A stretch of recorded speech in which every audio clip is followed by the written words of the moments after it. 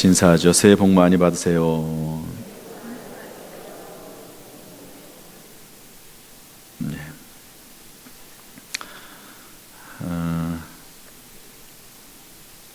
어떤 목사님이 친구 목사님에게 말했답니다. 제가 요즘 설교 시작하기 전에 간단하게 조금 재미있는 얘기를 하려고 하는데 뭐 의도적으로 하는 건 아니고요. 요즘 그런 내용들이 자료들이 좀 잘 눈에 띄어서 하다 보니까 하게 되는 겁니다. 뭐 언제 다 자료가 떨어지면 또 안 나타나면 못 하는 거니까 이해하시고 또 사람 마음을 조금 여는 데는 유머가 좀 필요한 것 같아서 하는 거니까요. 또 조금 썰렁해도 잘 받아주시면 좋을 것 같습니다. 어떤 목사님이 친구 목사님에게 말했습니다. 교회에다가 CCTV를 몇 개 좀 더 설치해야 되겠다.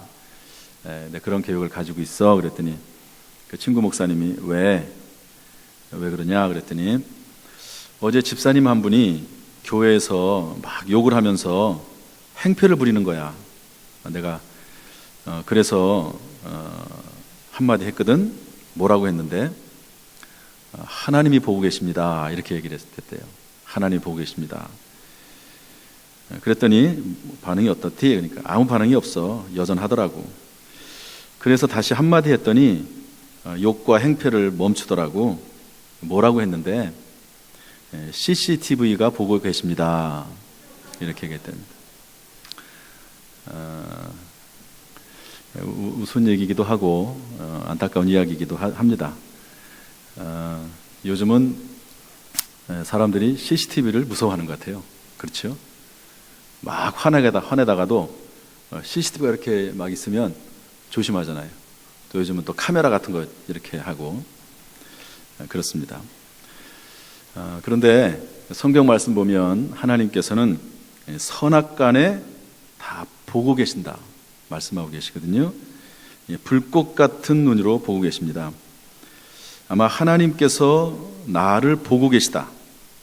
내가 은밀히 행하는 것도 CCTV는 보이는 것만 보지만 하나님께서는 그 마음에 그 사람의 마음까지도 보시는 분이거든요.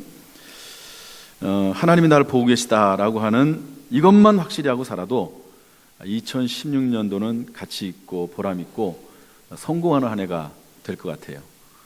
그렇죠? 그래서 옆 사람과 한번 이야기해 봅시다. 하나님께서 보고 계십니다. 한 번 더 할까요? CCTV보다 더 확실히 보고 계십니다.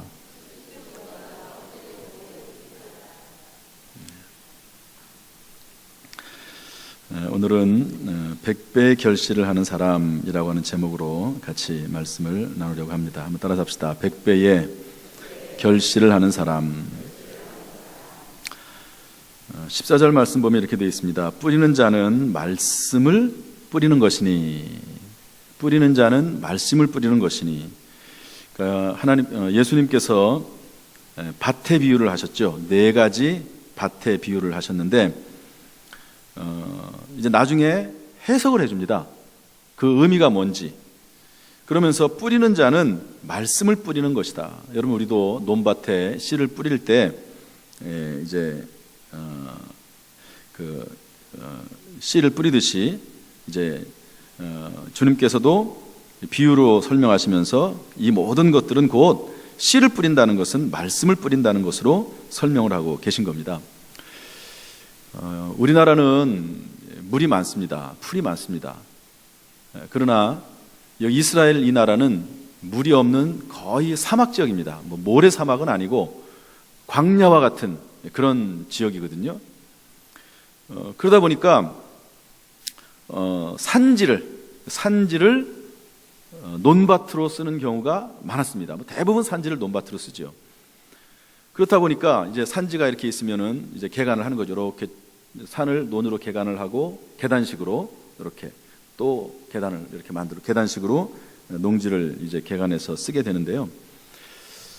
그러다 보니까 이제 사람들이 잘 이렇게 개간하고 땅을 이렇게 일궈 가지고 만든 좋은 밭이 있습니다. 그러나 또 이제 밭이 있다 보면, 좋은 밭이 있다 보면 자연스럽게 농사를 사람들이 지러 다니니까 길가가 있겠죠. 길이 있을 것입니다. 또한 높은 곳으로 올라가면 올라갈수록 사람의 손이 안 닿다 보니까 밭으로 혹시 조금 개간을 했을지 모르지만 거기에는 뭐 농사를 지을 때도 있고 안 지을 때도 있고 손이 좀 들어가기도 하고 그러다 보니까 거기는 고운 땅은 아닌 어떤 돌밭, 자갈밭에 해당하는 그런 밭도 있습니다. 또 이 사람의 손이 닿지 않는 좋은 밭 그 가장 주변이 또 있기 마련이거든요. 거기에는 가시덤불이 많이 생기기도 합니다. 저도 이제 전에 있던 집에서는 이제 텃밭을 하나 두고 거기다가 뭐 깨도 심고 뭐 상추도 심고 그랬는데요.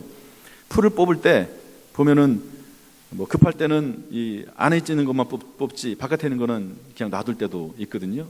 그러다 보니까 좋은 밭 주변에는 가시떨기 밭도 있을 수 있는 것입니다. 그래서 뭐 자연스럽게 이 계단식 농경을 하는 논밭을 만드는 이스라엘 사람들에게는 네 가지 밭이 있게 된다. 그런데 그 밭에 예수님께서는 실물 설교를 하시던 것 같아요. 주변에 있는 어떤 이런 환경적인 것들을 계속 비유로 들어가면서 예수님께 설교를 하셨습니다.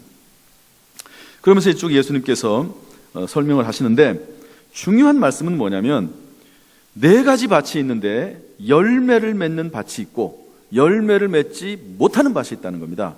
20절 말씀 보면 좋은 땅이 뿌려졌다는 것은 곧 말씀을 듣고 받아 30배나 60배나 100배의 결실을 하는 자리라. 결실을 하는 논밭이 있고 그렇지 못한 논밭이 있습니다. 저는 바라기는 2016년도 우리 모든 성도들이 정말 30배, 60배, 100배의 결실을 하는 기적이 있기를 주님의 이름으로 축복합니다. 이 농사를 지어서 30배, 60배, 100배 이거는 오늘날에는 뭐 당연한 이야기일 겁니다. 왜냐하면 요즘은 농사를 지면 하나의 쌀알을 심으면 벼알을 심으면 한 120개까지 나온대요.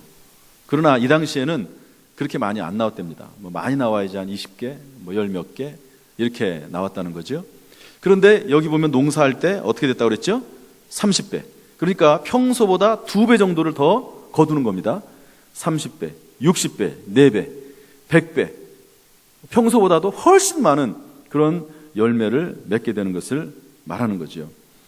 따라서 우리가 2016년도에 하나님께서 우리에게 열매 맺기를 원하신다.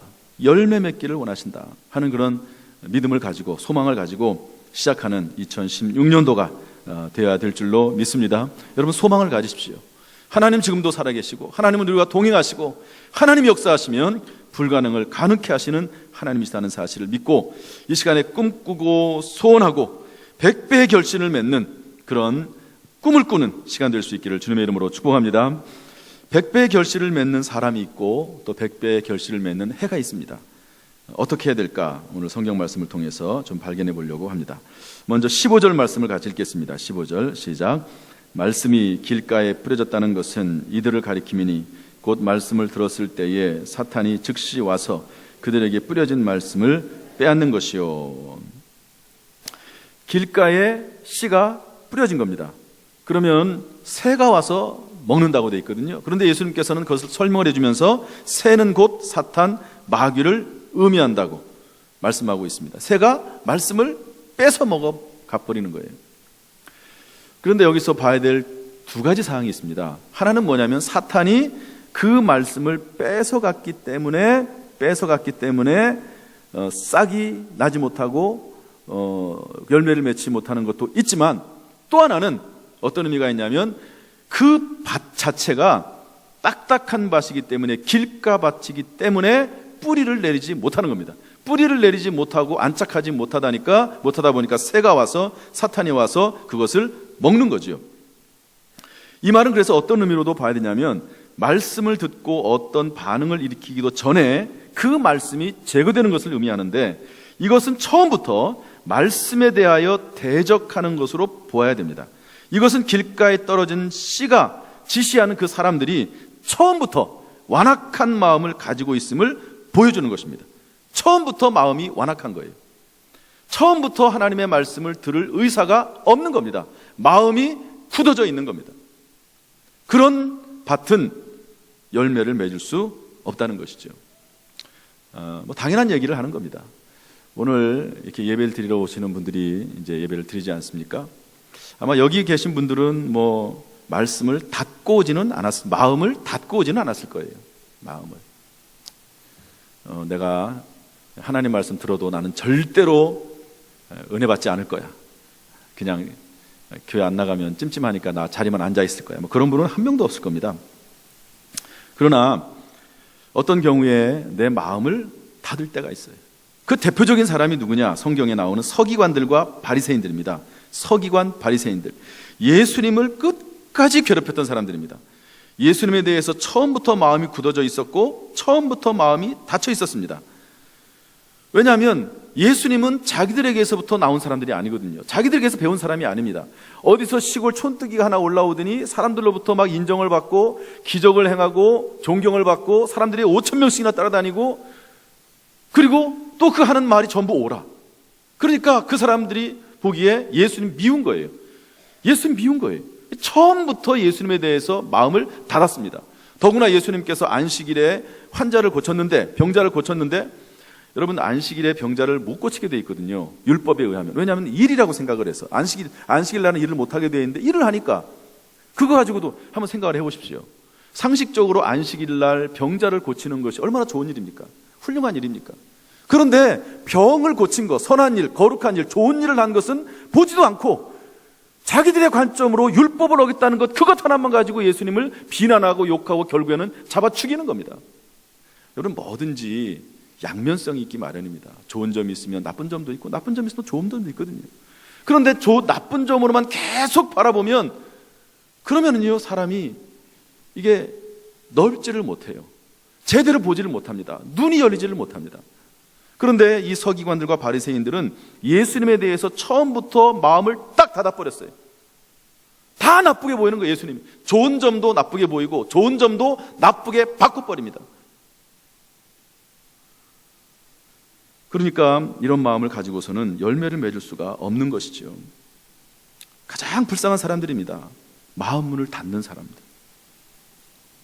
그러므로 먼저 말씀에 대해서 마음을 열어야 됩니다. 예수님에 대해서 마음을 열고 성경에 대해서 마음을 열고 할렐루야. 그리고 설교에 대해서도 마음을 여십시오. 설교를 듣다가 보니까 이게 성경 말씀하고 다르네? 그럼 버리십시오. 목사님이 조금 이건 좀 이상하게 말씀을 전하시는데 버리십시오. 그러나 여러분 설교 말씀이 하나님의 말씀에 그대로 전달이 됐다고 생각을 하면 받아들이십시오. 왜? 그거는 목사의 말이 아니고 성경 말씀이기 때문에 그렇습니다. 하나님의 말씀이기 때문에 그렇습니다. 마음 문을 열어야 돼요. 마음 문을 열지 않고는 결코 싹이 나고 열매가 날 수가 없는 것입니다. 요한계시록 3장 20절 말씀 보면 볼지어다 내가 문 밖에 서서 두드리노니 누구든지 내 음성을 듣고 문을 열면 내가 그에게로 들어가 그로 더불어 먹고 그는 나로 더불어 먹으리라 그랬습니다.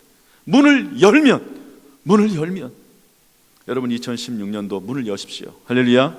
한번 옆 사람하고 얘기합시다. 2016년도에 우리 말씀의 문을 엽시다. 문을 여세요. 문을 여세요. 완악한 마음, 딱딱한 마음, 굳은 마음, 말씀에 대해서, 설교에 대해서, 성경에 대해서 닫힌 마음이 있으면 문을 여세요. 여십시오. 그래야지만 이 말씀이 들어가서 그것이 내 안에서 피가 되고 살이 되고 역사가 나타나게 된다는 사실 여러분 아시고, 무엇보다도 2016년 100배의 결신을 하기 위해서 닫힌 마음을 열 수 있기를 주님의 이름으로 축복합니다. 두 번째로 환난 박해를 견뎌야 합니다. 우리 4장 16절 17절 읽겠습니다. 시작. 또 이와 같이 돌밭에 뿌려졌다는 것은 이들을 가리키매니 곧 말씀을 들을 때 즉시 기쁨으로 받으나 그 속에 뿌리가 없어 잠깐 견디다가 말씀으로 인하여 환난이나 박해가 일어나는 때에는 곧 넘어지는 자요. 이 밭의 특징은, 돌밭의 특징은 뭐냐면 말씀을 들을 때 즉시 받는다는 거예요. 즉시 받아들인다는 겁니다. 그러나 문제점이 있습니다. 잠깐 견디다가 환난이나 박해가 일어나면 곧 넘어지는 거예요. 한마디로 말하면 조변석깨죠. 조변석깨. 받아들일 때는 잘 받아들였다가 좋을 때는 막 좋았다가 또 금방 나쁠 때는 금방 또 변화가 돼가지고 항상성이 없는 것입니다. 이런 밭은 열매를 맺을 수가 없다는 거죠. 대표적으로 누굽니까? 변화되기 전에 예수님의 제자들입니다. 예수님의 부르심을 받았을 때 즉시 기쁨으로 받았습니다. 그래서 그물을 깃고 있는 베드로나 또 그리고 고기를 잡고 있는 제자들에게 안드레나 야고보나 요한에게 예수님께서 나를 따라 그랬더니 그런 것들을 다 버려두고 즉각적으로 예수님을 따라갔습니다. 그 예수님을 잘 따라다녔어요. 그러나 어느 날 갈릴리 바다를 건너가게 됐는데요, 갑자기 광풍이 일어났습니다. 예수님 주무시고 계세요.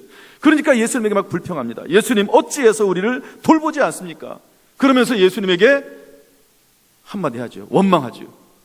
무리하게 합니다. 심지어 베드로는 예수님을 막 자기 뜻과 맞지 않다고 예수님을 붙잡고 흔들면서 예수님에게 절대로 그러면 안 됩니다, 이렇게까지 얘기합니다. 자기 생각과 다르면 예수님도 없는 거예요.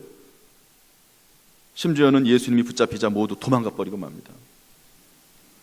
이게 환난이나 박해를 당하면, 어려움을 당하면 좋을 때는 좋아요. 그러나 말씀 때문에, 성경 때문에 자기 마음에 거슬리면 다 버려. 예수님도 버리고. 특별히 베드로는 예수님을 3번이나 부인했습니다. 심지어 저주까지 했습니다. 이런 마음으로는 열매 맺을 수 없는 거죠. 사실 이런 마음을 가지고 있는 그 자체가 불행입니다. 본인에게 가장 해가 되는 거죠. 그러므로 여러분, 하나님의 말씀을 붙잡으시길 바라고, 때때로 말씀 때문에 환난 박해가 있다 하더라도 말씀이 내 속에 심어져 있으면 다른 거 보지 말고 좌로나 우로나 치우치지 말고 믿음의 주 온전케 하시는 예수 그리스도 주님을 바라보고 나갈 수 있기를 주님의 이름으로 축복합니다. 3번째로 염려나 유혹이나 욕심을 쫓아내야 합니다. 우리 18절 9절 읽겠습니다. 18절 19절 시작. 또 어떤 이는 가시떨기에 뿌려진 자니 이들은 말씀을 듣기는 하되 세상의 염려와 재물의 유혹과 기타 욕심이 들어와 말씀을 막아 결실하지 못하게 되는 자요. 가시떨기 나무 밭, 이거는 세상의 염려가, 재물의 유혹, 기타 욕심이 있는 겁니다. 이건 사실 들어왔다고 돼 있지만 속에서 나오는 거죠. 들어오기도 하고 또 속에서 생기는 겁니다. 염려, 유혹, 욕심. 핍박이나 환난이나 이런 것들은 바깥에서 옵니다. 그러나 이런 것들은 또 속에서 나와요. 계속해서 막 염려가 막 밀묻 오듯이 막 밀려옵니다. 재물에 대한 유혹, 기타 욕심들 막 밀려옵니다. 이런 것들을 쫓아내야 되는 거죠. 이런 것들이 내 마음속에 가득 차 있으면 결코 열매를 맺을 수가 없다는 겁니다. 여러분, 대표적인 사람이 누굽니까? 부자 청년입니다. 어느 날 예수님에게 이 부자 청년이 찾아왔어요. 선한 선생님, 내가 무엇을 해야지 영생을 얻으리이까? 예수님 너무 기뻤어요. 이 젊은이를 보는 순간 젊어서부터 영생에 대한 관심이 있고 참 어떤 영적 세계에 대해서 이렇게 열려있는 모습을 보고 너무너무 기뻤어요. 그래서 칭찬해 주면서 뭐라고 말씀하시냐면 계명을 지켜라. 하나님의 계명을 지켜라. 그랬더니 청년이 하는 말이, 내가 다 지켰습니다. 나는 살인하지 않았고 간음하지 않았고 도둑질하지 않았고 거짓 증언하지 않았고 부모를 공경했습니다. 예수님 너무 마음에 기쁘셨어요. 그래서 한 가지 너에게 부족한 것이 있는데 그게 뭐냐면 너의 소유를 다 팔아가지고 가난한 자들에게 주고 와서 나를 따르라. 이 말을 듣고 재물이 많은 거로 슬픈 기색을 띠고 근심해서 떠나갔다고 되어 있습니다. 그런데 참 이 말씀이 이분에게만 하는 것이 아니라, 이 젊은이에게 하는 말이 아니라 만약에 우리에게도 떨어지는 말씀이라면 어떨까? 여러분, 재산 좀 있으십니까? 주님께서 너 재산 있는 거 다 팔아가지고, 너 집 있지, 차 있지, 그거 다 팔아가지고 가난한 사람 나눠주고 나를 따라라. 그러면 여러분 어떻게 하시겠습니까? 여기 몇 %나 예수님을 따를까요? 모든 재산 다 정리하고 예수님 따를 사람 몇 명이 될까요? 나는 모든 거 포기하고 예수님이 말씀만 하시면 따라가겠습니다. 한번 손 들어보세요. 발 들어보세요. 발 들어보세요. 손 들어보면 좀 그렇고 발 들어보세요. 근심하고 떠났다고 되어 있습니다. 왜 그렇죠? 재물에 대한 욕심. 이거 못 버리는 거예요. 재물이 더 귀중한 거예요. 예수님보다 재물이 더 귀중한 거예요. 물론 우리에게 그런 요구는 안 할 거라고 봅니다. 왜? 다 떠날까 봐. 예수님 겁나가지고 그런 얘기 잘 못하실 것 같아요. 헤롯 왕이 있습니다. 세례 요한이 헤롯 왕을 비판했어요. 많이 꾸지람했습니다. 왜? 불륜했거든요. 불륜을 저질렀거든요, 왕이. 그런데 이 불륜녀에 해당하는 헤로디아, 이 딸이 간청에 못 이겨서 세례 요한을 목베어 죽이지 않습니까? 춤을 췄는데 너무 예쁘게 잘 췄어요. 내가 나라의 절반을 주겠다, 무슨 얘기를 하라. 그랬더니 엄마한테 쪼르르 달려가가지고 세례 요한의 목을 달라고 그래요. 많은 사람들 앞에서 준다고 그랬으니까 체면 때문에 세례 요한의 목을 잘라버리는 겁니다. 세상의 염려, 체면, 유혹, 욕심, 이런 것들이 마음에 가득하면 열매 맺을 수 없죠. 그러므로 여러분, 이런 염려, 유혹, 욕심보다도 하나님의 말씀이 더 크고 강할 수 있기를 주님의 이름으로 축복합니다.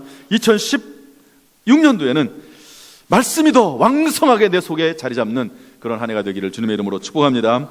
마지막 네 번째로, 말씀을 듣고 받아야 합니다. 20절 말씀 읽어보겠습니다. 시작. 좋은 땅에 뿌려졌다는 것은 곧 말씀을 듣고 받아 30배나 60배나 100배 결실을 하는 자니라.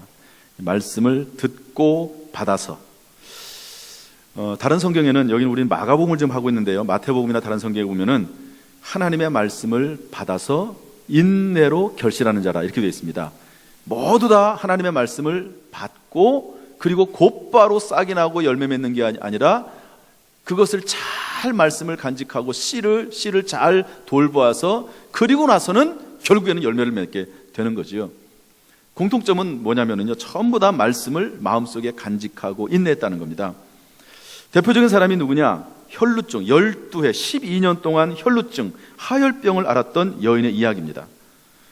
이 여인이 예수님에 대한 소문을 들었어요. 그래서 예수님에게 나오는데 예수님이 가시는데 다 길이 막혀 있는 거예요. 전부 다 사람들을 쌓여가지고 그 군중들을 뚫고 갑니다. 여러분, 그렇지만 이 하혈병 걸린 여자는요, 접촉을 못하게 되어 있습니다. 다른 사람하고 접촉하면 부정하다고 그래가지고요, 7일 동안 부정해서 쫓겨나게 되어 있습니다. 그런데 그럼에도 불구하고 내 속에 심겨진 예수님에 대한 믿음을 간직하고 치료받기 위해서 믿음을 가지고 그 군중 사이를 뚫고 지나가는 겁니다. 만약에 그 여자가 하혈병을 앓고 있는데 군중과 접촉했다고 생각이 되면 옆에 사람들이 가만히 있겠습니까? 화내죠. 그리고 쫓아내죠.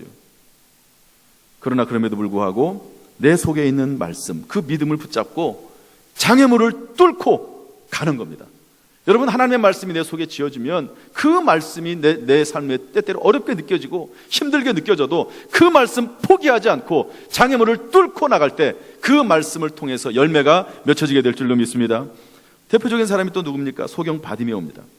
길가에서 구걸하는 사람, 눈이 안 보이니까 구걸할 수밖에 없죠. 서울에 있을 때는 이제 지하철을 타면 이런 분들이 있었거든요. 이제 눈이 머신 분들이 이렇게 지팡이 짚고 오면서 꼭 찬송가를 불러요. 꼭 찬송가를 부릅니다. 한 번인가 이 불교 노래 부르는 거 제가 봤어요. 그 외에는 다 찬송가 부릅니다. 왜냐하면 찬송가 부르면 사람들이 도와주나 봐요. 더 많이. 그분들도 다 생각이 있지 않겠습니까? 이것도 이제 직업이고 전략인데, 찬송가를 부르면 그래도 제일 많이 이렇게 하는 것 같아요.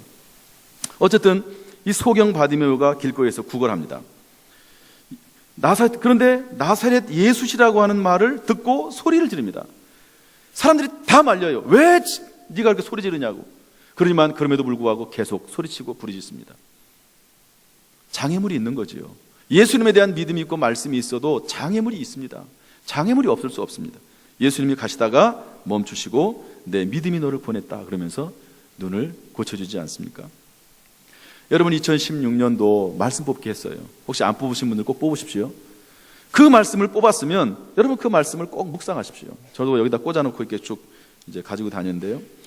올해 저에게 주신 말씀은 골로새서 3장 16절입니다. 내용은 세 가지예요.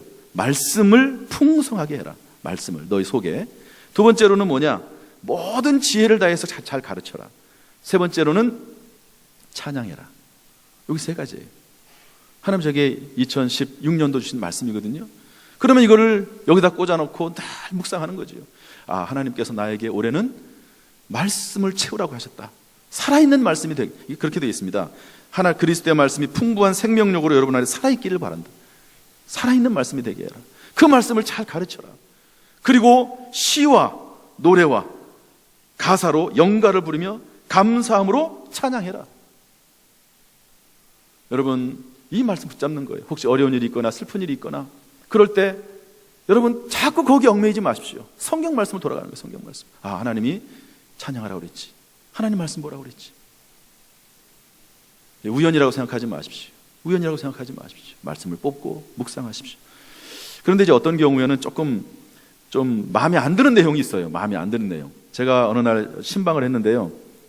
2년인가 3년인가 지나고 나서인데 신방을 했는데 처음 부임해가지고 제가 이제 설교를 했나 말씀 뽑기를 했나 설명을 하는데 그게 너무너무 기분이 나빴다는 거예요. 목사님이 잘 알지도 못하면서 뭐 이런 얘기를 하지?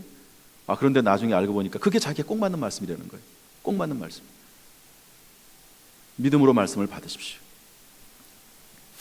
여러분, 전부 다 성경의 위대한 인물들은 전부 다 하나님 말씀을 받고 곧바로 열매가 난 것이 아니라 그 말씀을 마음속에 간직해서 열매를 맺었습니다.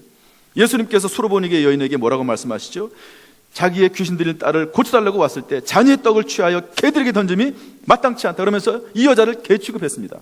그러나 그럼에도 불구하고 뭐라고 말하죠? 개들도 주인의 상에서 떨어지는 부스러기를 먹나이다. 이러면서 예수님에 대한 믿음을 버리지 않고 예수님에 대해서 포기하지 않고 주님께 나갔더니 뭐라고 말씀하십니다? 마시죠? 이 말을 하였으니 가라, 귀신이 내 딸에게서 나갔느니라. 이 말을 하였으니 예수님은 믿음을 보길 원하신 거예요. 끝까지 예수님이 이렇게 모욕적인 말을 해도 그럼에도 불구하고 믿음으로 나가는 것을 보길 원하셨던 거죠. 결국 귀신이 떠나가게 되는 것입니다. 말씀을 듣고 받는 여러분 될 수 있기를 주님의 이름으로 축복합니다. 말콤 글래드웰이라고 하는 분이 아웃라이라고 하는 책을 썼습니다. 거기에 1만 시간의 법칙이라고 하는 말이 나옵니다. 한번 따라서 1만 시간의 법칙. 어떤 분야의 전문가가 된 사람들의 공통점이 있다는 거예요. 그것은 그 분야에 최소 1만 시간을 투자했다는 겁니다. 1만 시간. 여러분, 1만 시간을 투자한다는 게 우리 신학적으로 한번 계산을 좀 한번 해봅시다. 1만 시간을 투자하려면 어떻게 되냐면 예배에 대해서 1만 시간을 투자한다면 어떻게 되는지 아십니까? 한 사람이 1시간에 주일 낮 예배 1시간을 드리면 1년이면 52시간입니다. 20년을 예배를 드리면 1040시간이 됩니다. 그러니까 여러분, 주일 예배 한번 딸랑 나와가지고 예배 드리면 20년 예배 드리면 1040시간 예배 드립니다. 1040시간. 예배 전문가가 될 수 없죠. 10,000시간이 되니까. 여기에다가 주일 오후 예배를 추가하면 20년 동안 추가하면 2080시간이 됩니다. 수요 예배를 추가하면 20년을 말합니다. 3120시간이 됩니다. 일주일에 한 번씩 성경 공부 2시간씩을 하면 5200시간이 됩니다. 아직도 한참 멀었어요. 반절밖에 안 됩니다. 여기다가 매일 새벽기도 나와가지고 1시간씩 예배드리거나 큐티하면 12500시간이 됩니다. 그러니까 여러분, 20년 동안 10,000시간의 예배를 드리려면 어떻게 해야 되느냐?